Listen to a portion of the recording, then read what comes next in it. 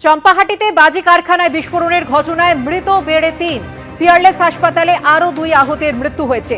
বাজি কারখানায় বিস্ফোরণের ঘটনা আরও একজন গুরুতর আহত। পিয়ারলেস হাসপাতালে মৃত্যু ১ আহতের। গতকাল এমআর বাঙ্গুর হাসপাতালে মৃত্যু হয় ১ আহতের। শনিবার চম্পাহাটিতে বাজি কারখানায় ভয়াবহ বিস্ফোরণ।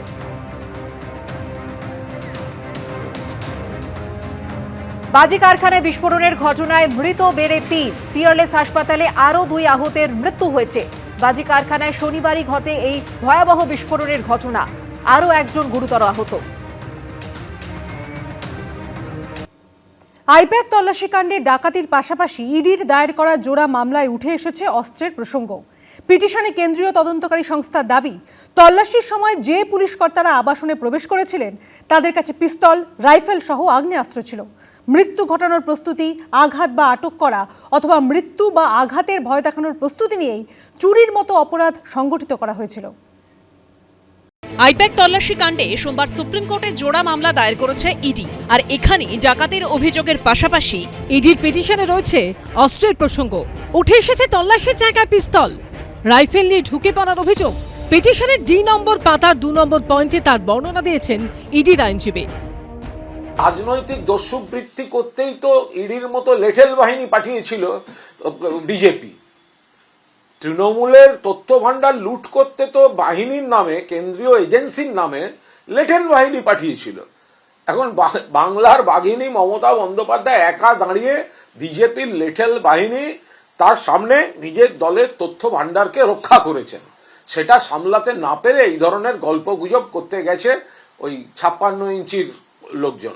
সশস্ত্র পুলিশ নিয়ে সেখানে দৌড়ে ঢুকে পড়ছেন এবং ঢুকে পড়ে তদন্তে বাধা দিচ্ছেন। সেখান থেকে প্রমাণাদি নিয়ে দুরকম গাড়িতে চাপিয়ে নিয়ে বেরিয়ে যাচ্ছেন। ইডি বলেছেন ইডি তাদের সত্যতা প্রমাণিত করবেন সুপ্রিম কোর্টের সামনে কিংবা অন্য কোনো আদালতে, আর এরা যারা করেছে তারাও করবে। মাঝখান থেকে কান কাটা গেল বাঙালির। ইডির পিটিশনে দাবি করা হয়েছে, ৮ই জানুয়ারি যখন শান্তিপূর্ণ ও আইনসম্মতভাবে তল্লাশি অভিযান চলছিল, ঠিক সেই সময় পশ্চিমবঙ্গের মুখ্যমন্ত্রী মমতা বন্দ্যোপাধ্যায়, পশ্চিমবঙ্গ পুলিশের ডিজি এবং কলকাতা পুলিশের কমিশনার সহ প্রায় ১০০ জন পুলিশের একটি দল বেআইনিভাবে প্রতীক জৈনের বাসভবনে ঢুকে পড়ে। সেখানেই তল্লাশি চলছিল। ইডি আধিকারিকরা যেসব নথি নিজেদের দখলে নিয়েছিলেন, সেই সব নথি অবৈধভাবে চুরি করে ও জোর করে নিয়ে যাওয়া হয়। এরপরেই বলা হয়েছে, যে পুলিশ কর্তারা আবাসনে প্রবেশ করেছিলেন তাদের কাছে পিস্তল ও রাইফেল সহ আগ্নেয়াস্ত্র ছিল। মৃত্যু ঘটানোর প্রস্তুতি, আঘাত বা আটক করা অথবা মৃত্যু বা আঘাতের ভয় দেখানোর প্রস্তুতি নিয়েই চুরির মতো অপরাধ সংগঠিত করা হয়েছিল। ৫ বা তার বেশি লোক ছিলেন, এটা ডাকাতির ঘটনা হবে। যেহেতু প্রমাণ লোপাটের কাজ করেছেন ২৩৮ নম্বর ধারায় এখানে মামলা হবে, এবং এখানে মামলা যেমন মুখ্যমন্ত্রীর বিরুদ্ধে হবে, তেমনি ডিজির বিরুদ্ধে হবে, তেমনি সিপির বিরুদ্ধে হবে, তাদের সঙ্গে যে পুলিশ অফিসার ছিলেন তাদের বিরুদ্ধে হবে। সূত্রের খবর, সুপ্রিম কোর্টে দায়ের হওয়া এই জোড়া মামলার দ্রুত শুনানির জন্য মঙ্গলবারই আর্জি জানাতে পারে ইডি। দীপক ঘোষ, প্রকাশ সিনহা, অনির্বাণ বিশ্বাসের রিপোর্ট, এবিপি আনন্দ। হাইকোর্টের পর সুপ্রিম কোর্ট। আইপ্যাক কাণ্ডের প্রেক্ষিতে সর্বোচ্চ আদালতের পিটিশনেও ছত্রে ছত্রে মুখ্যমন্ত্রীর বিরুদ্ধে অভিযোগ তুলেছে এনফোর্সমেন্ট ডিরেক্টরেট। পাল্টা তৃণমূলের অভিযোগ, রাজনৈতিক উদ্দেশ্য প্রণোদিতভাবে ভোটের ঠিক আগে ইডি অভিযোগ করেছে। কেন্দ্রীয় এজেন্সির তৎপরতা, হেভিওয়েটের বাড়িতে তাদের অভিযান নিয়ে উত্তপ্ত বাকযুদ্ধ এবং রাজনৈতিক টানাপোড়েন বহুবার দেখেছে রাজ্যবাসী। কিন্তু এবার আইপ্যাকের অফিস ও তাদের কর্ণধারের বাড়িতে ইডি তল্লাশি ঘিরে সংঘাত যে পর্যায়ে পৌঁছলো তা একেবারে নজিরবিহীন। ইডি এবং তৃণমূল পরস্পরের বিরুদ্ধে যেসব অভিযোগ তুলছে তা একেবারে চমকে দেওয়ার মতো। সোমবার ইডির তরফে সুপ্রিম কোর্টে যে পিটিশন করা হয়েছে তার ছত্রে ছত্রে অভিযোগ তোলা হয়েছে মুখ্যমন্ত্রী মমতা বন্দ্যোপাধ্যায়ের বিরুদ্ধে। পিটিশনের একটি জায়গায় তারা অভিযোগ করেছে, ৮ই জানুয়ারি মমতা বন্দ্যোপাধ্যায়, রাজ্য পুলিশের ডিজি, কলকাতার পুলিশ কমিশনার এবং প্রায় ১০০ পুলিশ কর্মীর বাহিনী জোর করে ঢুকে পড়ার আগে অবধি তল্লাশি চলছিল শান্তিপূর্ণভাবে এবং আইন মেনে। কোথাও আবার ইডির তরফে অভিযোগ করা হয়েছে, বৃহস্পতিবার ইডি অফিসারদের চমকে দিয়ে সেখানে জোর করে ঢুকে পড়েন মমতা বন্দ্যোপাধ্যায়। সঙ্গে ছিলেন মুখ্য সচিব, রাজ্য পুলিশের ডিজি, কলকাতার police commissioner, deputy police commissioner. তারা শুধু ইডি অফিসারদের হুমকি দেননি, অপরাধ প্রমাণ রয়েছে এমন ফাইল এবং বৈদ্যুতিন তথ্য প্রমাণ ছিনিয়ে নেন। সেই সঙ্গে সরাসরি মুখ্যমন্ত্রীর বিরুদ্ধে এর আগেও আইন হাতে তুলে নেওয়া এবং পুলিশের অপব্যবহারের অভিযোগ তুলেছে ইডি।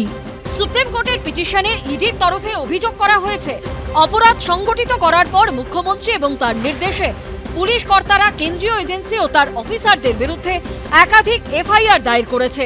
ইডির তরফে সুপ্রিম কোর্টের পিটিশনে আরও চাঞ্চল্যকর অভিযোগ করা হয়েছে ইডি অফিসারদের মনোবল ভেঙে দিতে মুখ্যমন্ত্রীর নির্দেশে ইডি অফিসারদের মিথ্যে, তুচ্ছ এবং বিরক্তিকর মামলায় জড়াচ্ছেন শীর্ষ পুলিশ কর্তারা। পাল্টা তৃণমূলের অভিযোগ রাজনৈতিক উদ্দেশ্য প্রণোদিতভাবে ভোটের ঠিক আগে ইডি অভিযোগ করেছে। এই যে আইপ্যাকের অফিসে রেড হল, এবার বিজেপির নেতারা বলছে যে কয়লা কাণ্ডে ইডি তদন্ত করছে, ইডি রেড করবে, তাতে আপত্তি কোথায়? কোনো আপত্তি নেই। আপত্তি দুটো যায়, এক হচ্ছে কয়লা তদন্তে লাস্ট 3 বছরে একটা সামান ইস্যু করা হয়নি কাউকে, হঠাৎ করে নির্বাচনের 1 মাস আগে রেড।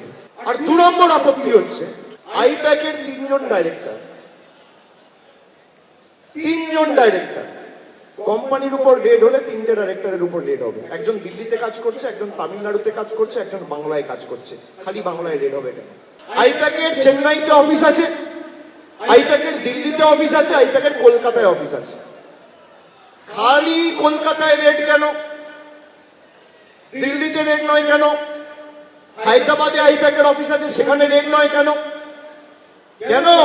তার কারণ রেড করতে তো আসেনি, রেড করতে আসেনি, তথ্য নিতে এসছে, চুরি করতে এসছে। আগের বার ইলেকশনে আপনারা ভুলে গেছেন আমার ফোনে পেগাসাস ঢুকিয়েছিল, ভুলে গেছেন? তারপরেও হেরেছে, এবারও হারবে। একটা বেসরকারি সংস্থার বিরুদ্ধে একটা এজেন্সি তারা তদন্ত চালাচ্ছে, তারা সার্চ অ্যান্ড সিজার করতে যাচ্ছে, আর সেই রাজ্যের মুখ্যমন্ত্রী সেই রাজ্যের সশস্ত্র police, I repeat my words, coat unquote, সশস্ত্র পুলিশ নিয়ে সেখানে দৌড়ে ঢুকে পড়ছেন এবং ঢুকে পড়ে তদন্তে বাধা দিচ্ছেন। সেখান থেকে প্রমাণাদি নিয়ে 2 রকম গাড়িতে চাপিয়ে নিয়ে বেরিয়ে যাচ্ছেন। ঢোকার সময় কি 4টে 5 আর বেরোনোর সময় 0-3টে 5। গাড়ির চালক হচ্ছে সেই যে কোম্পানির এগেনস্টে তদন্ত চলছে, সেই বেসরকারি কোম্পানিরই একজন কর্মী হচ্ছে সেই মুখ্যমন্ত্রীর গাড়ির চালক। পুরোপুরি আইন শৃঙ্খলা নেই। ছত্রে ছত্রে অভিযোগ, ইডির নিশানায় মুখ্যমন্ত্রী, একের পর এক কড়া অভিযোগ। পাল্টা তৎপর তৃণমূলও। শেষমেশ সুপ্রিম কোর্টে মামলার শুনানিতে কি হয় সেদিকেই সবার নজর। বিজেন্দ্র সিংহ, কৃষ্ণেন্দু অধিকারী ও দীপক ঘোষের রিপোর্ট, এবিপি আনন্দ। এবিপি আনন্দ, এগিয়ে থাকে, এগিয়ে রাখে।